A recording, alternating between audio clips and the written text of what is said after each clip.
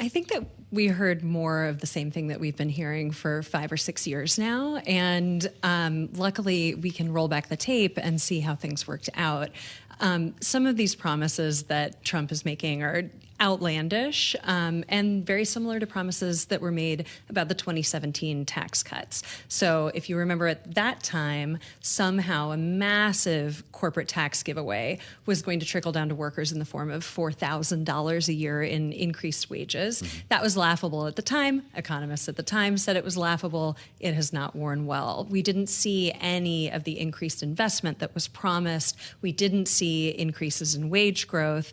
And what we did see was really, really massive giveaways to the very wealthiest and corporations. The Trump campaign will tell you, though, Michael Watley said to us earlier that we were growing, that it actually created growth that helped us. Without COVID, we would have grown out of this and actually seen revenue continue to rise by cutting taxes. You're smiling and squinting. You don't agree. I don't agree. Okay. And in fact, I wish that I had like a nice chart to show you.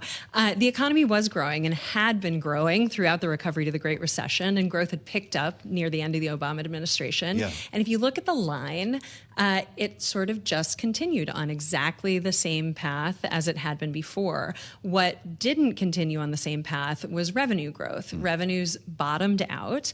And in fact, the revenue losses from the Tax Cuts and Jobs Act have grown and grown and grown year after year. And part of that is because of the massive corporate tax giveaways, which included a huge giveaway to corporations, American multinationals, that had been shifting their profits overseas to avoid paying taxes, and then got a big tax break for all of those overseas profits at the beginning of the Trump tax cuts.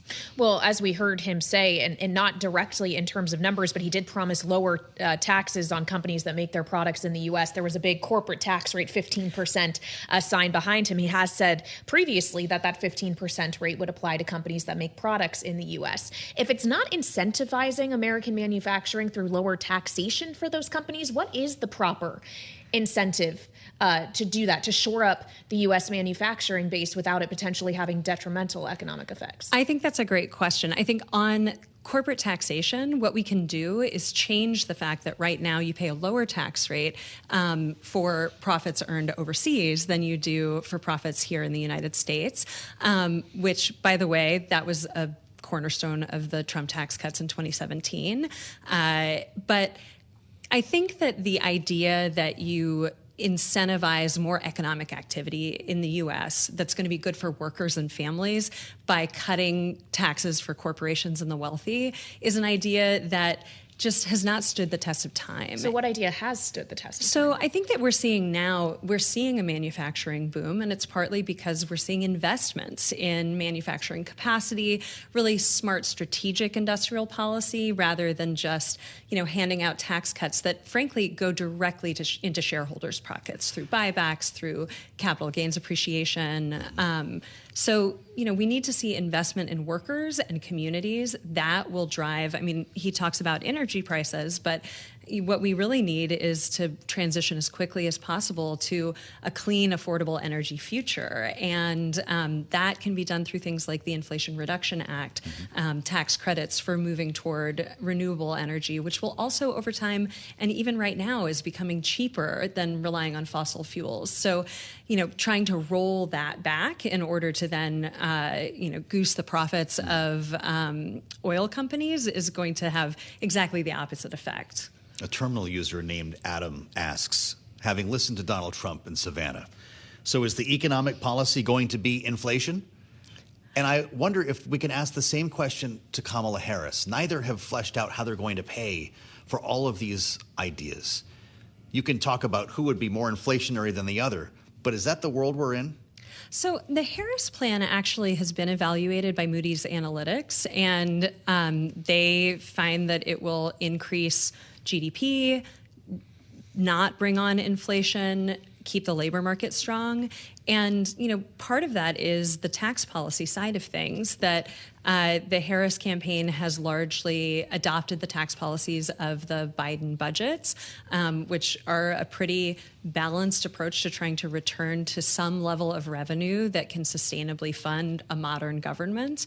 And it's, mostly through increases on taxes on the very wealthiest and undoing some of the corporate tax cuts from the Trump administration. So as we heard Donald Trump say, tax policy is one part of it. The other policy is effectively a tax on importers, I guess, although he may argue that it's actually a tax on the countries that are exporting. But tariffs specifically, Kamala Harris has painted his tariff proposals as a sales tax on the American consumer. He's obviously talking about some pretty high levels here. We heard him in his remarks just moments ago talk about 100% tariffs on all cars coming out of Mexico. He floated 200% on deer products made in Mexico yesterday. Is there a set tariff level, knowing that this administration has left intact many of the tariffs on Chinese goods specifically that went in place during the first Trump administration? Is there a level that is in fact not inflationary, that doesn't necessarily have to have negative consequences at home and in the result of passing on those costs to American consumers? So I think this is another place where it's not just a tariff is a tariff is a tariff, right? The tariffs that the Biden administration has left in place, or in some sectors of the economy put in place, are largely very strategic. They are complements to other kinds of industrial policy that are designed to re-onshore supply chains for really critical inputs. Take the Chips and Science Act, and thinking about how to make sure that we can build a robust battery manufacturing sector as we do transition to a clean energy economy, and how we think about getting the most electric vehicles on the road as we can, while also avoiding a situation where we have no capacity to build those electric vehicles here in the United States. Those are places where, as part of a larger policy, tariffs can make a lot of sense.